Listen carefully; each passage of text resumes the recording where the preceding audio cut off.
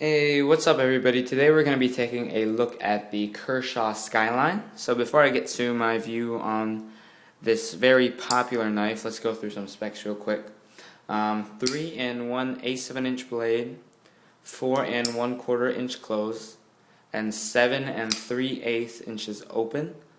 The total weight is 2.3 ounces. Blade steel is 14C28N, and the handle is G10.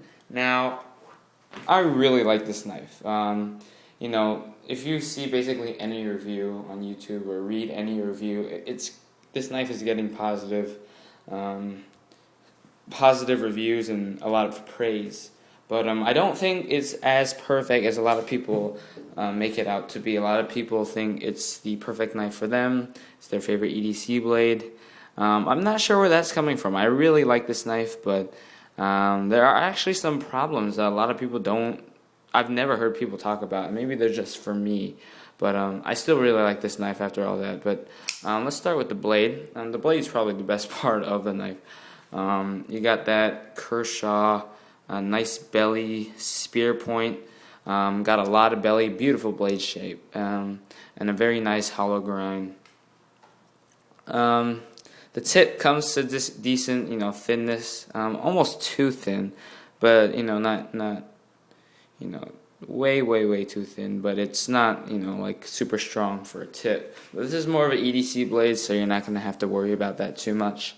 Blade thickness is reasonable for something like this. It helps it slice a lot.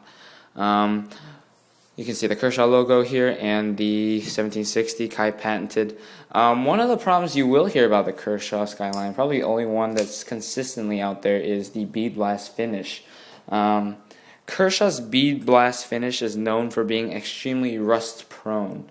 They will pick up rust spots like no tomorrow. And the thing with these kind of blades is you really need to keep it oiled up. If you touch a lot with your fingers, or if you use a lot, it will develop those rust spots. But I do live in a relatively dry area, so that's less of a problem for me, but I'm just lucky, that just happens to be where I am. The relief edge is good, nice and tall, allows you to get good resharpening on this. I've never sharpened this one, I've just got this Skyline, but I've had two before it, and it sharpens up relatively well. The 14C28N is a decent steel.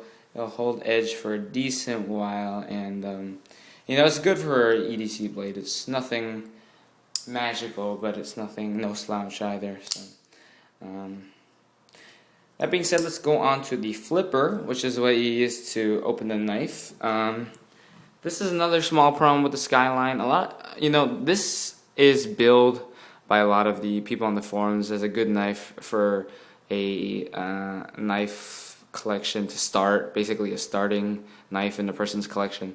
I don't really agree with that, basically because of the opening system. This flipper is not as easy as it seems. I give this knife to I haven't given. I've let other people play with it, and they always have so much trouble opening it with the flipper.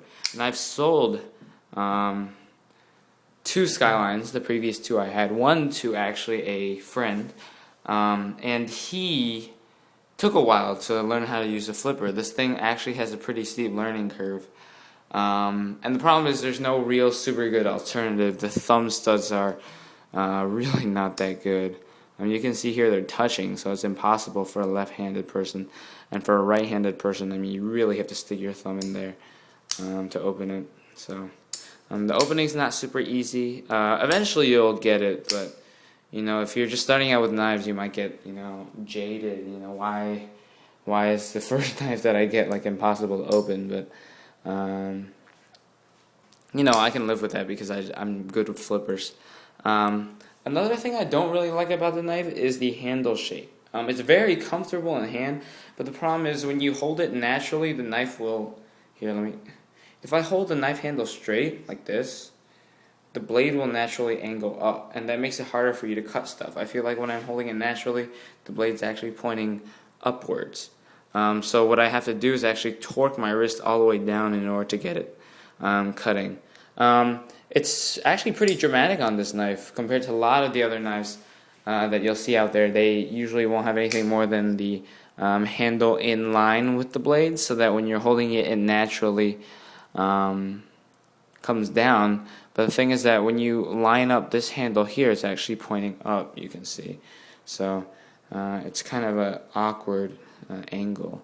A lot of people haven't talked about that, and for me it's a pretty big thing because I really hate using my wrist a lot. You know, I don't know, I just feel like a comfortable knife should naturally have that angle down there, not something when you're holding it is naturally pointing up like that. That being said, it's very ergonomic, and the G10 is very nice, has very nice traction to it. Construction seems relatively solid. The liner lock is very solid on this one, no complaints. It's a little annoying to disengage, but you know, nothing too excessive for a liner lock. No jimping except for on the liner here, and I'm fine with that. I like a smooth knife. Only one liner, which helps saves on the weight, and you got that plastic back spacer there. You can see here on the side you have a clip. I don't really like the clip either because, you know, you can see how short it is. It's kind of like short and fat, squatty type clip. It's not, you know, bad or anything, but I just prefer other clip designs, maybe like a wire clip or something a little longer and hides a little deeper. You can see if you put it into your, like, hold on a sec. If you put it in your pocket, I can't do it with this, but there's a lot showing. It's like up to here, so let me fold it first. It's like this much of the knife will be showing, which is actually quite a bit. If you put it tip up, I think it's even more because you have this portion.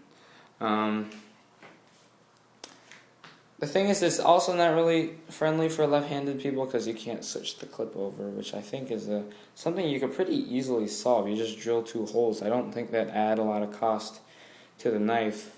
There's also a lanyard hole here for if you like lanyards. I don't like lanyards, but you know, that's your opinion. It's very small though. I don't know what you could fit through there. Maybe just like sewing string or something. Centering on these is not always good. The previous 2 had it off. This one happens to be basically perfectly centered, which is really nice. But the previous 2 I had didn't have centered blades. And the thing I noticed about it is that with a lot of use and a lot of opening and closing, because I really like playing with this knife, because I like playing with flipper knives, is that the pivot screw will come loose. And what will happen is you'll get a lot more play, and your knife blade will dramatically move to one side. Then you have to tighten it up like every couple, you know, dozen opening and closings if you want to maintain that no play opening. Overall though, this knife is a tremendous value. For the money you're getting a lot of knife. You're getting a good steel, a strong lock, and a good handle material. But I do think some things could be improved upon. I prefer my tenacious and my persistence because I feel the ergonomics are a little better for cutting, for actual cutting, not necessarily comfort to the hand, but for the motions of cutting. I do feel like like something like the persistence is better. But this knife is definitely a high bang for the buck at $25. I'd highly recommend it. Definitely shop around. There's a lot of places that'll charge you like $35 for this, but you can find them for $25, trust me.